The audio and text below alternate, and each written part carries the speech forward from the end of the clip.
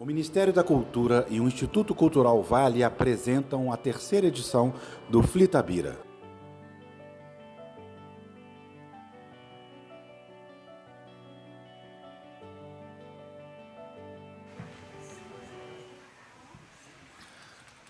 Boa noite, vamos dar continuidade à programação da terceira edição do FLI Itabira, uma realização, um patrocínio do Instituto Cultural Vale via Lei Federal de Incentivo à Cultura, Lei Rouanet, do Ministério da Cultura.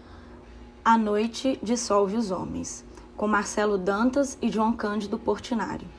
Apresentação feita em 2 de novembro de 2023 no Festival Literário de Itabira, FLI Itabira.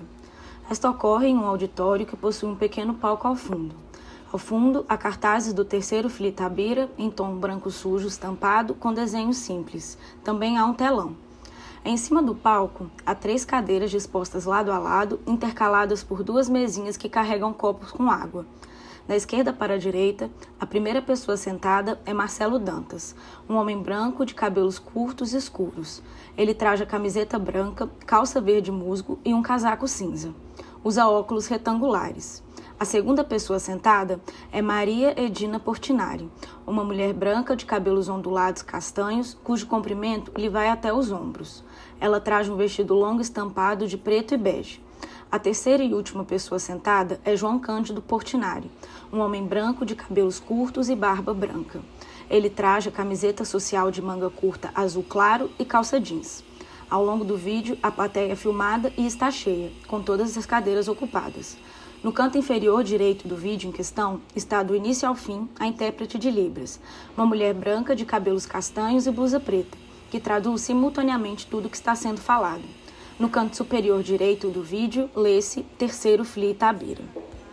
Testemunha há 41 anos no projeto Portinari, na catalogação da vida, a obra épica do Portinari. Não é só sobre a obra e a vida do pintor, mas toda uma geração que formou, né, a cultura brasileira moderna. E eu sou testemunha de uma coisa.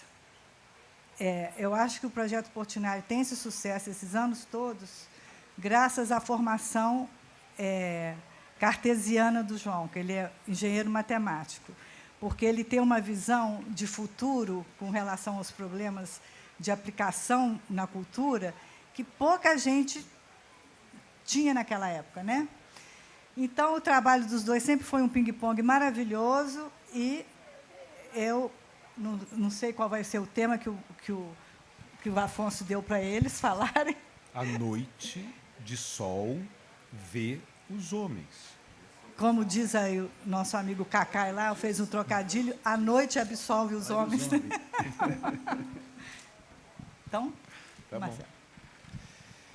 Eu acho que essa longa relação deu com o João, ela é muito interessante porque ela produz uma fricção entre memória e eu acho que aquilo que eu estou muito interessado em sempre fazer, que é a capacidade de fazer com que memória continue produzindo evidências. Ou seja, que memória não seja uma coisa estanque, mas que seja uma coisa dinâmica. Que você, o tempo todo, a partir de você possuir uma memória, você pode, usando criatividade, usando tecnologia, usando inteligência, usando capacidade de articulação dessas coisas, produzir novas evidências que não foram capazes de serem lidas no seu tempo. Ou seja, que a obra de um artista ela não se resume àquilo que ela conseguiu realizar no tempo de vida de um artista, mas ela continua produzindo não só impacto, que, claro, continuará produzindo, mas ela continua produzindo novas interrelações, quando ela está associada a documentos, quando ela está associada a depoimentos, quando ela está associada a formas de interpretação e a capacidade de análise dessas imagens a partir de alguma espécie de inteligência. Quando você junta essas coisas, surge alguma coisa que é dinâmica, alguma coisa que a gente não sabe dizer aonde termina. Ela continua. Isso é a base do projeto Portinari, que foi o de coletar toda essa memória, né, e produzir um acervo que torna a obra do Portinari tangível, né, porque senão a obra se dispersa de tal forma que você não consegue mais tangibilizar ela, e torná-la interpretável. O meu trabalho nesses anos todos com o João, produzindo diferentes experiências, foi a tentativa de sempre transformar essa base em alguma coisa nova, alguma coisa que nem o próprio pintor havia visto. Por revelar as nuances que estão dentro dos desenhos do Guerra e Paz, que estão a partir de que estavam em esboços, que estavam guardados em outros lugares, que mostram o caminho como aquele racional chega. Mostrar a totalidade da obra do Portinari cronologicamente, é onde você consegue entender como ele acessou todos os campos de diversidade, que ele tinha a capacidade dele de ir para um lado e para o outro, de flertar com vários estilos e de ser um virtuoso do pincel que se interessava por todas as linguagens ao mesmo tempo. Isso você não consegue ver isoladamente na obra. Isso você não consegue ver também só nos ícones. Você precisa ter acesso à totalidade, né? Que você vai descobrir que Portinari também foi um pintor abstrato, um pouquinho de vezes, mas foi. Mas que Portinari acessou formas de lidar com a temática por várias portas diferentes. E que isso, a não ser que você faça um trabalho como o Projeto Portinari fez, que permitiu que isso fosse interpretado, que isso fosse tangibilizado, e que hoje, com novas ferramentas, a gente consegue fazer com que esses depoimentos se tornem tangíveis para pessoas, acessíveis para as pessoas, e também coisas, por exemplo, que acabaram de... Uma pena que a gente não pôde incluir isso na exposição, porque ficou pronto depois, mas que, por exemplo, a própria voz do artista, que foi sintetizada, e hoje você pode tê-lo falando hoje, né? Você tem um documento daquilo que ele pensou, então você pode hoje ter ele falando, você pode ter... E esses encontros permitem novas interações, novas fricções com um novo público, alcançando novas percepções. A outra coisa muito importante, o uso da tecnologia digital para lidar com a ideia de escala, né? Porque na pintura a escala ela é absolutamente variável, mas na imaginação ela não é. A imaginação, a escala sempre é infinita. Então, você poder chegar dentro dessa imensidão, dentro dessas possibilidades de fazer com que uma pequena pintura, que às vezes é uma maquete de uma pintura, dialogue com um grande mural de muitos metros. E essas coisas estabeleçam novas interrelações. Por exemplo, coisas que a gente fez de poder unir todas as perspectivas, né, de um horizonte da infância do Portinari e fazer com que essas coisas todas produzissem uma grande panorâmica a partir disso. É uma obra que ele não fez, mas ele fez. Ele pintou, mas nunca fez essa obra.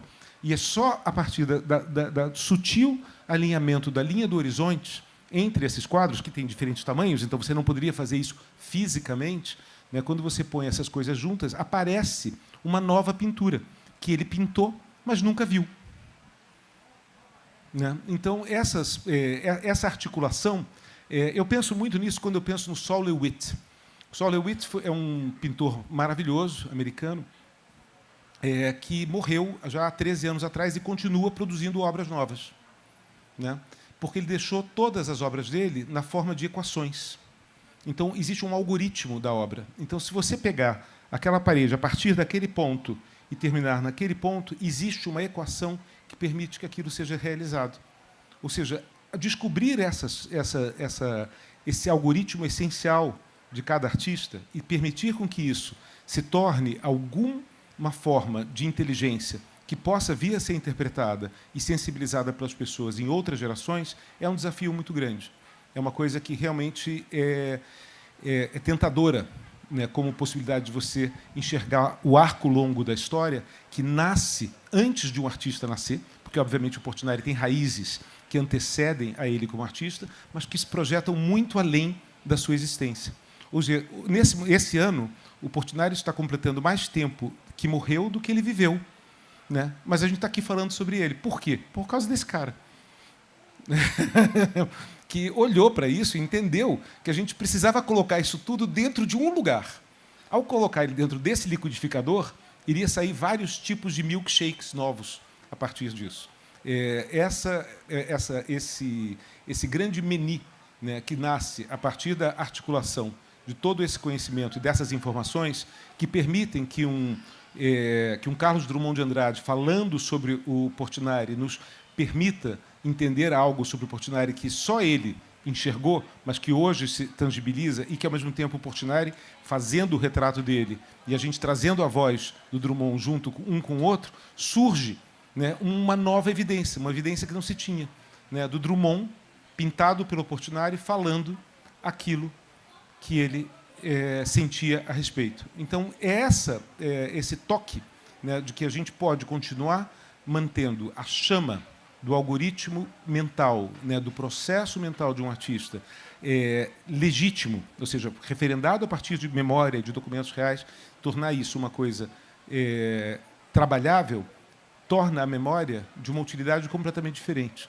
A memória perde o seu sentido nostálgico e ganha o seu sentido prognóstico, capacidade de olhar para frente. Ou seja, hoje, a gente revisitar Portinari com o olhar sociológico que nós temos hoje permite que você enxergue coisas que, com certeza, não eram enxergadas na época do Portinari. Mas ele, de alguma forma, estava lá. Quando a gente apresentou aquela tela de 1939, A Fauna e a Flora do Brasil, né, com certeza, em 1939, não estava se pensando no tropicalismo, mas ali tinha uma matriz de um tropicalismo que vai se projetar 30 anos depois. Ou seja, tinham coisas que só hoje a gente consegue enxergar. Essas correlações, elas são possíveis porque alguém um dia falou: eu vou documentar a totalidade da obra e a totalidade da memória acessível que eu tenho sobre esse pintor. E esse cara é o João Cândido. Boa noite a todos, todas as pessoas presentes que nos honram e nos alegram aqui com essa presença. Pouca gente sabe que esse moço ia ser diplomata.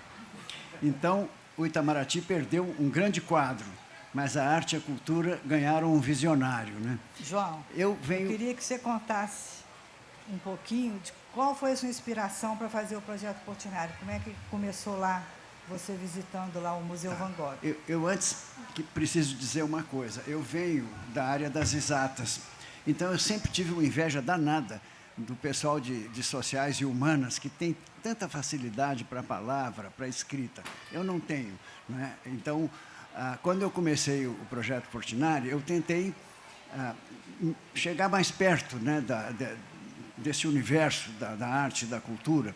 E uma das pessoas que me inspirou muito foi um poeta senegalês chamado Amadou Mou, que era diretor-geral da Unesco naquela ocasião. Eu me lembro, talvez eu possa dizer até literalmente, um escrito dele, uma reflexão dele. Ele dizia assim, isso lá atrás, em 1978, ele dizia assim: a reivindicação da identidade cultural, um dos elementos mais característicos de nossa época, não é um apego vão e nostálgico a um passado já superado, mas sim mobilizar este passado como um fermento para o futuro. Então, eu sempre imaginei o projeto Portinari como um fermento para o futuro.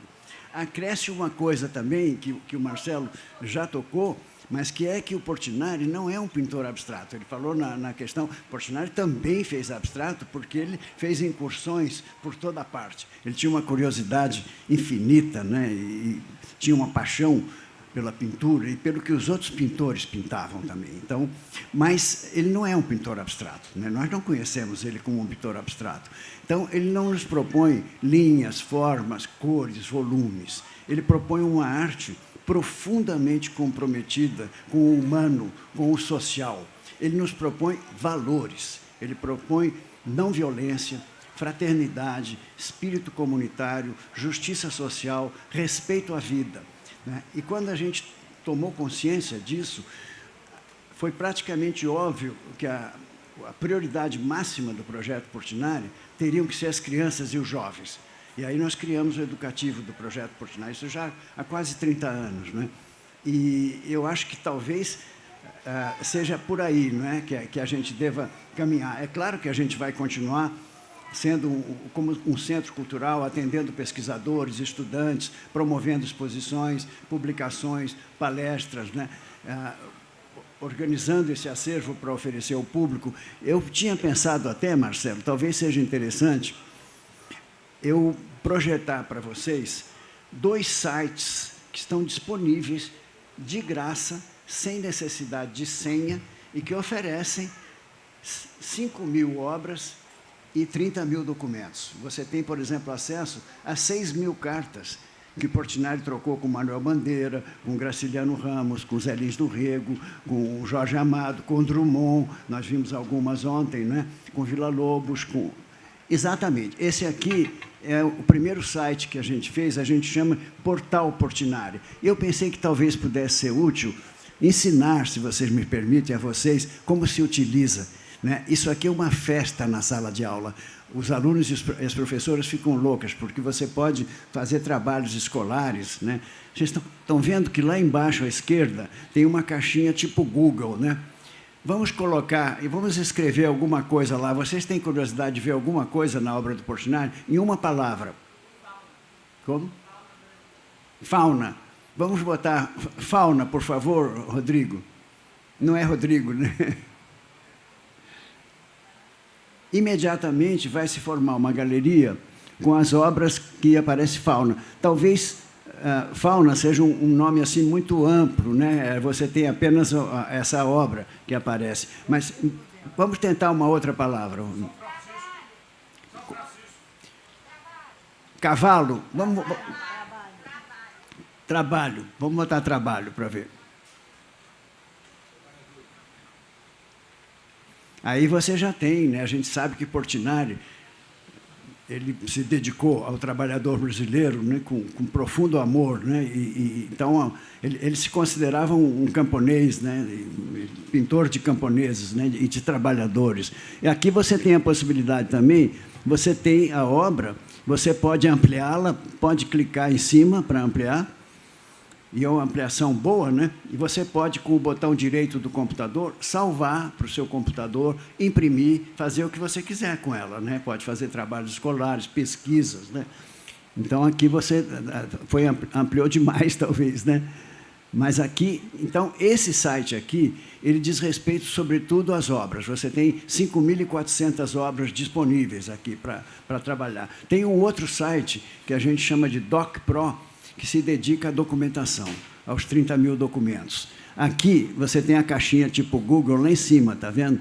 Vamos escrever Drummond, por exemplo, que já que a gente está homenageando Drummond. Vamos ver quantos documentos nós temos que citam Drummond, ou que referenciam Drummond, né? Aqui, começa com as fotos de época, são 1.000 e tantas fotos de época, né? E aqui você tem a identificação dos personagens que estão ali, tem os metadados aqui embaixo, né? E aqui também você pode... Tem uma nuvenzinha lá à esquerda com uma flecha para baixo, vocês estão vendo? Aquela nuvenzinha à esquerda lá permite você imprimir esse documento, que pode ser uma foto, ou pode ser uma carta, ou um recorte de jornal, ou um depoimento gravado, transcrito, né? E aí você imprime para o seu computador em PDF. Então, isso pode auxiliar muitos pesquisadores em trabalhos também. Vocês querem experimentar, vocês, alguma outra palavra? Como? Dom Quixote? Dom Quixote. Vamos botar Quixote, porque não pode botar duas palavras ao mesmo tempo. Quixote. Aí está o Portinari, já nos últimos anos de vida, pintando o Dom Quixote, está vendo? Vamos andar adiante, lá em cima, a flecha lá em cima, à direita, lá em cima de tudo, aí. É aí que a gente percorre, né? E pode percorrer, tem uma flecha um pouco à esquerda, lá, uma dupla flecha lá, está vendo? Ali. Quantos documentos tem ali? Eu não consigo enxergar, mas tem uma quantidade grande. Aqui, novamente, ele pintando o Dom Quixote. Vocês estão vendo que ele está de luvas, umas luvas de borracha amarelas. É porque ele tinha sido proibido de pintar. Ele estava sofrendo um processo de envenenamento pelas tintas, o chumbo que era contido nas tintas daquela época. E isso fez com que ele quase não pintasse Guerra e Paz, a obra máxima dele, né? Ele foi proibido de pintar exatamente no momento em que ele estava diante da maior oportunidade da vida dele de passar a sua mensagem de paz. Eu tenho certeza que ele sabia do risco que ele corria desobedecendo às ordens médicas. Ele foi em frente, né, e foi realmente os últimos grandes trabalhos que ele fez. Alguma outra palavra? Não, vamos prosseguir um pouquinho, vamos ver o que mais que aparece aí. Porque, por enquanto, estão aparecendo apenas fotos, né? Agora já começam a aparecer cartas. Vamos aumentar essa carta? Ali, isso. Aqui vocês vão ver que é possível aumentar bastante a carta. A gente digitalizou realmente em alta resolução para que as pessoas pudessem ter uma versão impressa a mais próxima possível do original. Então, aqui, eu acho que é isso, não vou me estender muito mais, porque eu acho que o principal já foi passado.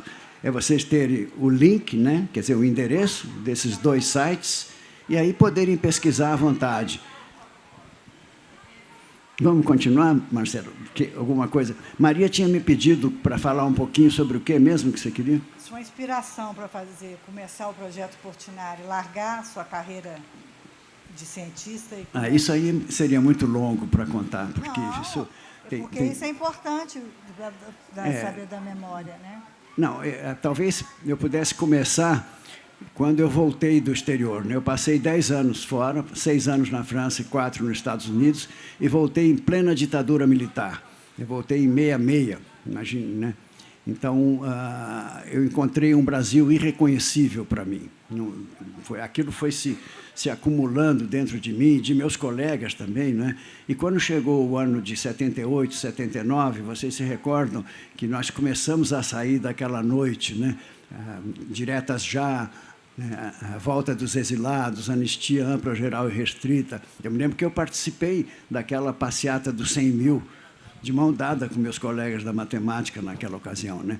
E eu pude ver que no Brasil inteiro brotava uma ânsia de resgate, né? Em todas as áreas. Né? Você tinha no cinema, por exemplo, o Silvio Tendler fazendo Django, fazendo os anos JK, a Tezuka Yamazaki fazendo Gaijin, né, que mostrava outro universo, né?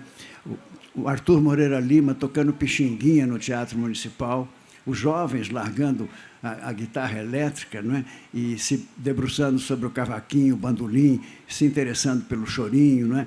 Eu comecei a sentir aquilo. Foram criados alguns projetos, como o projeto Pixinguinha, o CPDOC, da Fundação Getúlio Vargas, fez aquele trabalho fantástico de história oral sobre a história recente brasileira. Né? Foi com eles que nós aprendemos a fazer história oral. Foi com o pessoal do CPDOC. Depois nós fizemos um programa de história oral que resultou em 130 horas gravadas com contemporâneos de Portinari que estão disponíveis também. Estão aqui, nesse site DocPro, né? Esses depoimentos todos. E aí começou a se formar na minha cabeça a ideia de resgatar, porque a memória de Portinari estava se perdendo. Seus contemporâneos estavam morrendo, estavam todos com 78, 90 anos, 90 e tantos anos, né? E os livros publicados sobre a obra vida dele estavam esgotados, não havia um catálogo, não se tinha ideia do paradeiro da grande maioria das obras. Né? Então, aí surgiu a ideia de fazer o projeto Portinari. E eu me lembro que um dos objetivos que a gente perseguia muito era conseguir fazer o catálogo da obra completa de Portinari, chamado catálogo raisonné. Depois, se vocês tiverem curiosidade, eu posso explicar o que é esse termo, raisonné, né? Racional, do francês. Né? E esse catálogo raisonné nós levamos 25 anos para fazer. Né? E isso foi uma coisa fantástica. Eu não imaginava que eu fosse estar vivo quando o catálogo ficou pronto, porque nós temos muitas histórias, né, de equipes inteiras que morrem enquanto estão fazendo o catálogo, surge uma outra equipe para terminar. Mas nós tivemos essa felicidade, né, de fazer o catálogo. Mas eu acho que essa história é muito longa para ficar contando aqui. Então, estamos com o Marcelo, vamos aproveitar o Marcelo um pouco mais também, que ele nos conta coisas assim que são fascinantes, sempre. Né? Eu acho que tem uma visão que, quando você começou o projeto em 1979, eu acho que ninguém tinha essa visão transdisciplinar que isso poderia resultar. Ou seja, que sim, era importante você pesquisar a música, era importante você pesquisar os contemporâneos, era importante você pesquisar as inter-relações, que a partir disso é que sairia algo de novo. Só que eu duvido que em 1979 isso estivesse claro na cabeça das pessoas. Talvez o objetivo fosse fazer um catálogo raisonné, que é uma grande obra em si, mas que é uma obra estática, fotográfica, referencial, com a informação essencial que você precisa para legitimizar uma obra. Mas, a partir dessa iniciativa, nascem outras coisas. E talvez o que a gente mais tenha falta no Brasil sejam acervos tangíveis. O maior problema do Brasil é que a gente até tem acervos, a maior parte deles intangíveis. Ou seja, são acervos privados, trancados nas casas das pessoas, ou acervos públicos tornados inacessíveis por falta de verbas ou instrumentos de pesquisa ou coisas que permitam que eles se tangibilizem. Então, a memória pode até existir, mas a memória inacessível e não ter memória é a mesma coisa. Né? Ou seja, um cofre lacrado com um tesouro dentro é só um cofre lacrado com um tesouro dentro. Você não realiza o potencial daquele tesouro. E o potencial desse tesouro está na nossa capacidade de gerar essa fricção, essas descobertas, essas coisas. Isso só é possível com a tecnologia digital. Ninguém mais tem cérebro para conseguir upload toda essa informação e ser capaz de interpretar tudo isso no seu próprio tempo de vida. Ou seja, o tempo que você demora para construir as ferramentas que você precisa para interpretar isso e o tempo que você precisa para absorver essa informação e depois tentar projetar algo de novo com isso, já não é mais um tempo... não é possível pelos métodos analógicos. Então, surge aí a necessidade de a gente usar ferramentas, outras ferramentas, ferramentas de inteligência artificial, ferramentas de capacidade de você entender plasticamente uma coisa a partir de uma interpretação da imagem que vá além do que aquilo que está na imagem, capacidade de você relacionar uma evidência que está fora, né, da imagem, mas que existe em algum outro ponto do acervo, que conecta com aquilo. Então, essas linhas hipertextuais, não só de imagem também, produzem realmente algo de muito novo. E o Portinari, não só pela quantidade de obras que fez, pela representatividade de personagens e situações do cotidiano que ele retratou, e pelas diferentes técnicas, é uma matéria extremamente rica. Mas isso também poderia ser aplicado a qualquer artista brasileiro, ou brasileiro, de qualquer lugar do mundo, a qualquer artista. O problema é que há poucas iniciativas que tenham essa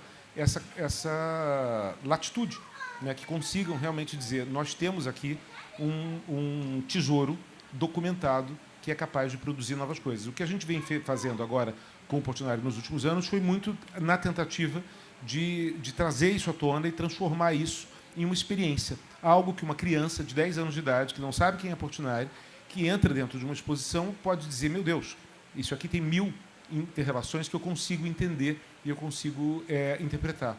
O objetivo, de fato, é esse, ou seja, construir uma iconografia para que você possa fazer com que aquilo que foi produzido no passado germine cabeças, mentes, formas de trabalhar a imagem no futuro. Isso que você levantou, Marcelo, e a Maria também levantou, com relação à ciência e tecnologia, né? A ciência e tecnologia estão na base do projeto Portinari, né?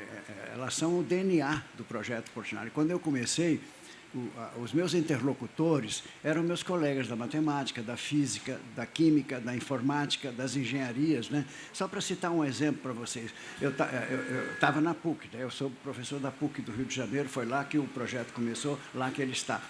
E eu estava no Bandejão, a gente chama Bandejão um restaurante universitário, e ele estava sentado do meu lado, um colega da física.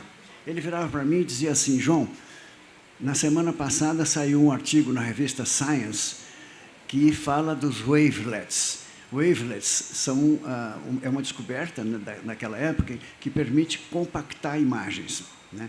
E a gente tinha uma necessidade muito grande de compactar imagens, porque a capacidade de armazenamento das mídias naquela época era muito reduzida. Então, ele disse assim, quem sabe isso aí poderia interessar vocês. Na semana seguinte, a gente já estava implementando aquilo. E aquilo foi ao longo de todos esses anos. Por exemplo, um dos grandes desafios foi enfrentar os falsários. Nós enfrentamos falsários ao longo de toda a nossa história. Até agora, vem pessoas com obras falsas lá na PUC, pedindo que a gente autentique. Infelizmente, a nossa legislação não nos permite certas ações que a gente poderia ter, que em outros países são aceitas, né? Por exemplo, apreender aquela obra. Nós não podemos fazer isso, nós corremos o risco de ser processados, ou de destruir a obra também, porque ela vai enganar uma outra pessoa depois. Então, a pessoa sai dali com a nossa palavra de que a obra é falsa e vai vender num outro lugar, vai enganar uma pessoa.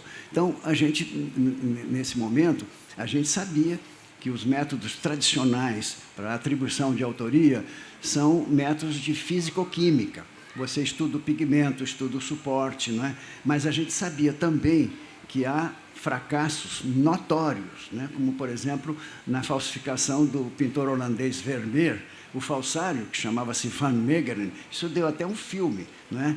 Ele conseguiu iludir o maior especialista em Vermeer da época e os laboratórios da Holanda, né? Então, nós pensamos, nós estamos numa universidade que tem excelência na área de tecnologia da informação. Por que a gente não procura um outro caminho? E surgiu a ideia de ver a informação contida nas pinceladas, a morfologia da pincelada. Você, por exemplo, colher um universo de pinceladas que você sabe que são autênticas e tentar encontrar ali uma impressão digital do artista. E aí surgiu o projeto Pincelada, que era um projeto interdisciplinar com colegas de todas essas outras áreas. Esse projeto continua, nesse momento, com a entrada da inteligência artificial, que o Marcelo citou. Nós temos pesquisadores da Universidade Federal de Minas Gerais, o Nívio Ziviani e o Adriano Veloso, que são cientistas assim, renomados nesta área. Eles estão, nesse momento, treinando uma rede neural para reconhecer pinceladas falsas.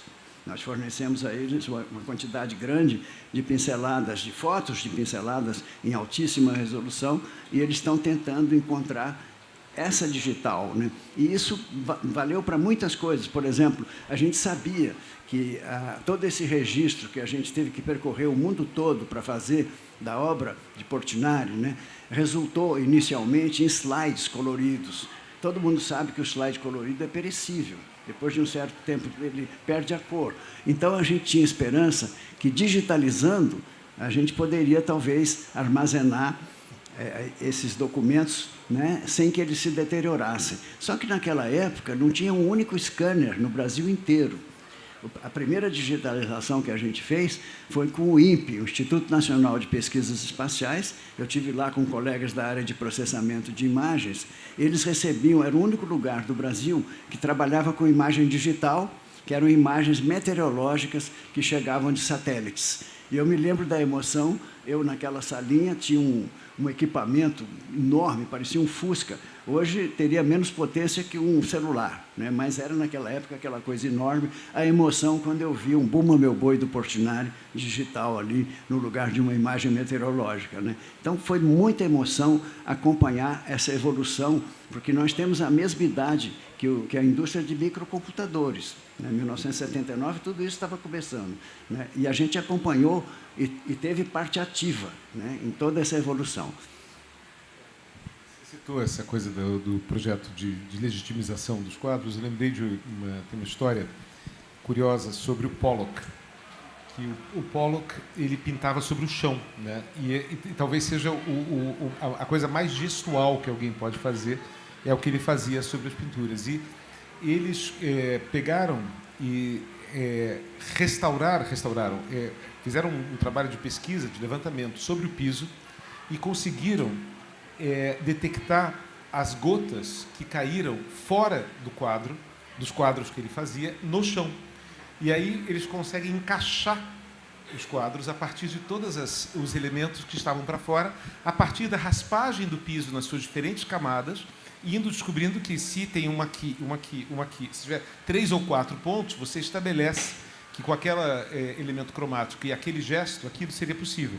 Ou seja, que é uma análise de uma espécie de pincelada, uma gestualidade, que também é no caso. O problema do Portinari é que ele tem tantas pinceladas diferentes. Exatamente. Né? Ou seja, cada vez, porque às vezes ele está trabalhando com tintas a água, tintas a óleo, desenho, todas as coisas, e os próprios suportes e tudo mais, que a coisa se torna... Muito complexo.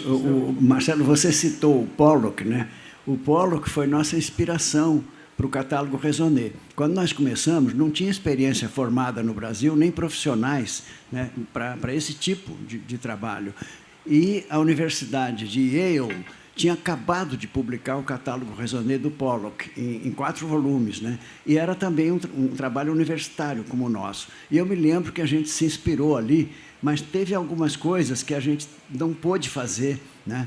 E eu vou citar um exemplo. Por exemplo, no catálogo do Pollock, você tinha 3 categorias de obras ali reproduzidas. As obras autênticas, quer dizer, que aquela comissão de expertise garantia que eram autênticas, as obras falsas e as obras que eles chamavam de casos para estudo. que não tinha conseguido se chegar a uma evidência nem para um lado nem para o outro, né? E nós quisemos fazer a mesma coisa. As obras falsas do Portinari ia ser uma exposição maravilhosa. Bom, são mais de 400. Né? Seria uma linda exposição. Mas seria uma linda exposição. Podemos pensar nisso, né? Eu queria até agradecer, nós estamos com a doutora Andréa Pachá aqui, nós tivemos amigos, né, na área jurídica que nos aconselharam naquela época de não fazer o que fizeram com o Pollock, justamente porque a legislação brasileira não nos protegia de eventuais processos que nós poderíamos receber caso a gente dissesse, por exemplo, que uma obra é falsa no catálogo, né? A pessoa que tinha aquela obra ia sofrer um prejuízo e poderia nos processar por aquilo. Então, no nosso catálogo, nós não colocamos nem os falsos, nem os casos para estudo. Alguns casos que eu acompanhei, né, ao longo do processo, há alguns, bastante tempo, tinha uma obra bem grande, assim, uma obra de mais de metro de altura, atribuída a Portinari, numa casa de leilão bem conhecida no Rio de Janeiro, e a exposição estava aberta e aquela obra ia ser leiloada. Cristina Pena, que era uma pesquisadora do projeto, que, né, até hoje faz parte da comissão, visitou a exposição e falou para o João, tem uma obra... Mais perto da boca. Tem uma obra lá na exposição no leiloeiro tal, que é uma obra falsa, e o leilão daqui a um dia ou dois. Aí, bom, notificamos ao leiloeiro que aquela obra era falsa. Bom, aí o que o leiloeiro fez? Ele entrou com uma ação judicial para que aquela obra fosse declarada autêntica ou falsa, porque, a partir daquilo ali, ele pretendia, talvez, processar quem teria colocado a obra no leilão. Só que a gente sabia que a obra era do leiloeiro, do acervo dele, e a gente sabia até a gente desconfiava até quem tinha feito a falsificação da obra. Bom, o projeto Portinari entrou como, né, terceiro interessado no processo. Quando foi determinada a perícia, teve um assalto nessa galeria, só levaram essa obra, que ia ser objeto da perícia. Estou falando. Então, essa exposição tem potencial. E assim, toda semana praticamente chega uma obra lá. Eu sou um pouco voto vencido, porque tem uma comissão de juristas que dão parecer, falam, olha, vocês não devem declarar que a obra é falsa, porque você está sob projeto. Eu sou de opinião contrária. E há pouco tempo nós tivemos um caso no projeto Portinari que a pesquisadora já tinha informado que aquela obra era falsa, mas o proprietário da obra, não satisfeito, falou que ele ia vir de São Paulo com a obra, ia no dia tal, queria ser recebido no projeto Portinari. Aí eu pedi para o segurança da PUC ficar mais ou menos atento e chamei algumas pessoas da comissão de autenticidade e também pedi permissão para gravar, porque ele queria nos obrigar, falou que ia processar, que ele tinha uma declaração de autenticidade da críticos da Associação de Críticos de Artes de São Paulo. Enfim, mas a obra era evidentemente falsa. Então, eu tive que não pude apreender, eu poderia chamar o delegado, a polícia, tá fazer claro acontecer. Por que foi roubada a obra? Por Não, causa do seguro da obra. Não. Ela foi vendida para o seguro. Bom, enfim. Não sei eu não sei exatamente, quer dizer, esses casos... Então, o que aconteceu? Eu tive que notificar esse sujeito com base no estelionato, porque você não tem, no Brasil, na lei brasileira, a tipificação de crime de falsificação de obra de arte. Então, ou você pega o sujeito por falsidade ideológica, se você provar que foi ele que assinou Portinari. Ou você pega ele por estelionato, se você comprovar que ele sabia que a obra era falsa e estava vendendo. Então, agora, tem um projeto de lei, mas é muito simples, e a gente está formando uma comissão para apresentar um projeto de lei no Congresso. Eu queria salientar uma coisa aqui que eu acho importante entre nós, é que muitas vezes há um equívoco sobre o objetivo do projeto Portinari, os objetivos. Eu me lembro uma vez, por exemplo, eu estava um coletivo de imprensa, né? E teve um jornalista que chegou um pouquinho atrasado, sentou-se ao lado do que estava ao meu lado e falou no ouvido dele assim, eu ouvi, porque eu estava ali, né? Falou assim, o que é esse projeto do João Cândido? E aí ele disse assim, isso é um projeto para divulgar a obra do Portinari. E aí eu disse, olha, você me perdoe, eu não deveria ter ouvido, mas eu Você tem a obrigação de retificar isso. Não é para divulgar a obra do Portinari. A obra dele está aí para a eternidade, né? Pelo legado que ele nos deixou. Quem merece realmente o cuidado são os nossos filhos, os nossos netos, que têm o direito de ter acesso a esse legado, que não é somente um legado pictórico, embora fosse suficiente se fosse um legado pictórico, é um legado ético e humanista também, que está não só nas obras, mas nas conferências, nas cartas, nos depoimentos, né, em tudo que ele escreveu. Então, aqueles valores que eu citei no início, né, eu acho, então, que o objetivo do projeto Portinari é, sim, quer dizer, localizar, documentar, catalogar, pesquisar e democratizar a obra do Portinari, porque 95% de suas obras estão inacessíveis à vista pública, estão em coleções particulares. E é realmente um paradoxo que um homem que pintou a vida toda, emocionadamente, a alma, o povo, a vida brasileira, esteja inacessível a esse mesmo povo para o qual ele pintou. Então, esse é o objetivo principal do projeto Portinari. Portinari Harris. Claro. É?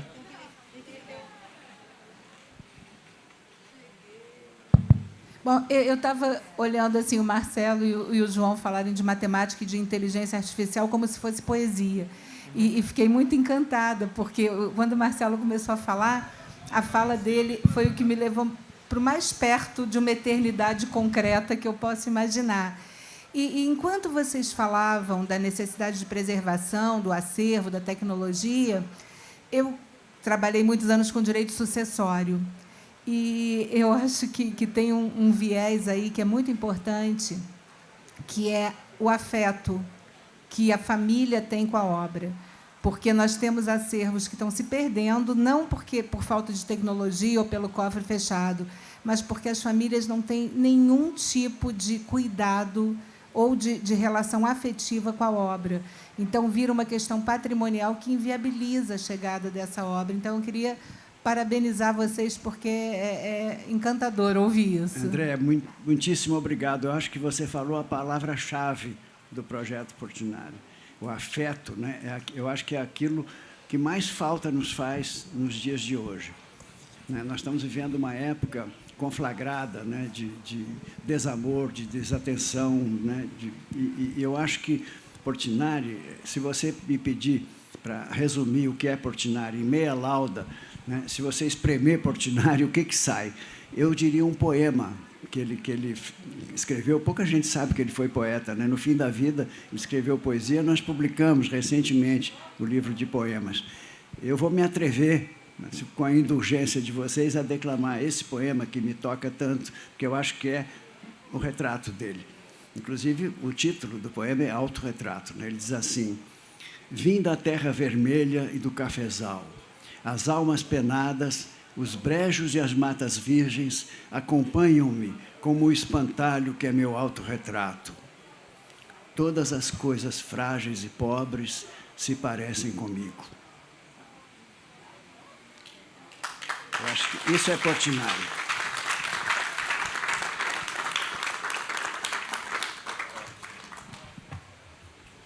Bem, gente, agradeço a presença. Vamos para a continuidade do festival. Muito obrigado. Priminha, você arrasou.